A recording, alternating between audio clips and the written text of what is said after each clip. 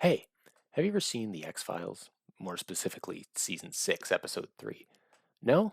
Well, it goes a little something like this. That joke is really funny, I promise.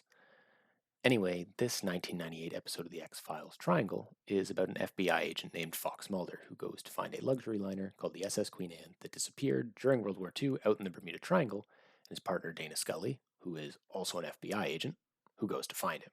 Got it? Great.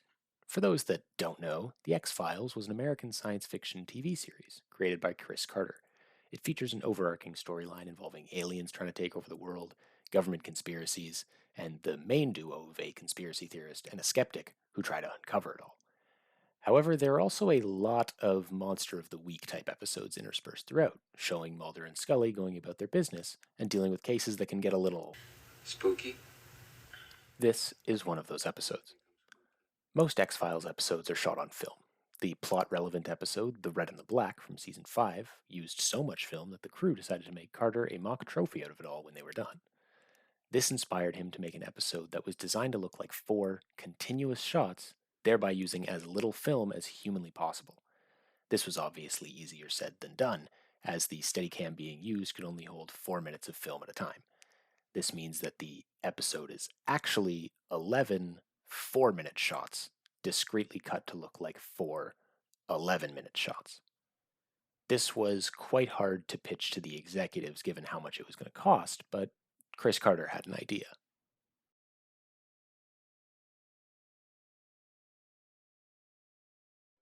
He would later describe this tactic as, quote, an easy hook, end quote.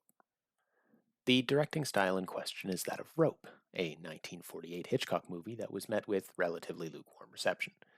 That movie is also designed to look like a continuous 80-minute shot that hides the cuts as discreetly as possible. Rope is about a murder and a dinner party that follows. The lack of noticeable cuts seek to keep us engaged with the content. There's no secondary plot happening in a different location that we can cut away to in order to get some kind of a break. We, as viewers, are stuck with the killers in the exact same way that the guests are.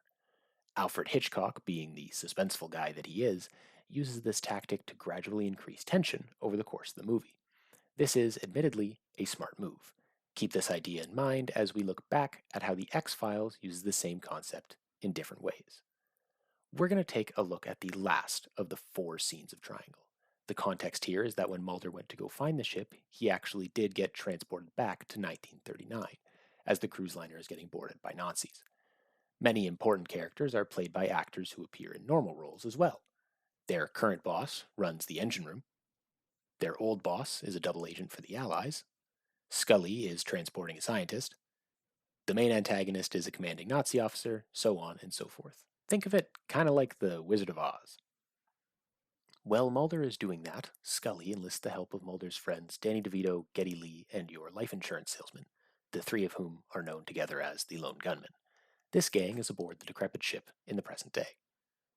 The final scene has the screen split in half for the majority of it, with each half showing a time period. Mulder and fake Scully are running to escape the Nazis, and real Scully is wandering around looking for Mulder. This scene does an excellent job of showcasing the differences between these characters, as Mulder is running frantically through a fantasy world while Scully methodically searches a boat and fails to see any of the wonder. The dichotomy of the characters is presented to us directly.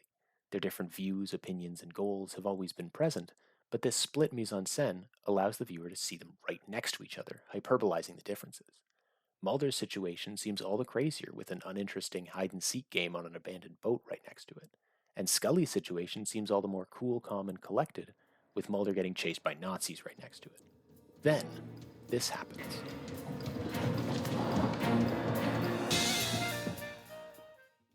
This, aside from being the coolest shit I've ever seen, serves to keep the viewer engaged, as Mulder and Scully switch sides.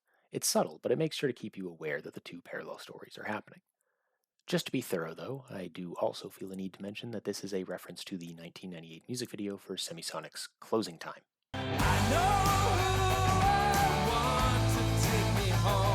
Yeah. The whole situation is tense, as there aren't many places to run away to if you're on a boat in the middle of the ocean.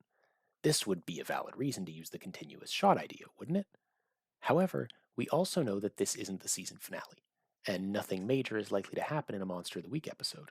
So, in the back of our minds, we know everything is fine, unlike in Rope. And that's what makes it so exciting. Hitchcock used the single shot both for innovation's sake and to add to the sense of tension in the movie. There are no dramatic cuts showing us what else is happening at the moment, and you as a viewer, like I said earlier, are stuck there with the characters. There's never any relief. This episode uses that sense of continuous action, combined with our knowledge that everything is going to be fine, to further engage us as viewers into the action. Like, if I'm watching a movie and nothing is of any consequence, that's an issue. But for TV, the suspension of disbelief required, basically the contract you sign with the show before you engage with it, is that each episode is self contained. So there's still tension, it's just contained. The stakes are episode specific and don't need to have further consequence. This is where the fun comes from, because in Rope, we're trapped, but in Triangle, we're just along for the ride. We get to follow everyone around the boat, all while knowing that there's not much outstanding consequence to any of this. It's fun to watch. And in my opinion, that's what TV and film is all about. I find that sometimes film critics, or like critics in general, can forget that movies can be entertaining. You know? Like, not everything has to be a subversive masterpiece or reinvent a classic tale or be beautiful or pretty or good. Sometimes film can just be fun and entertaining, which is what The X Files as a series in general seeks to accomplish. And I think they do, to great effect.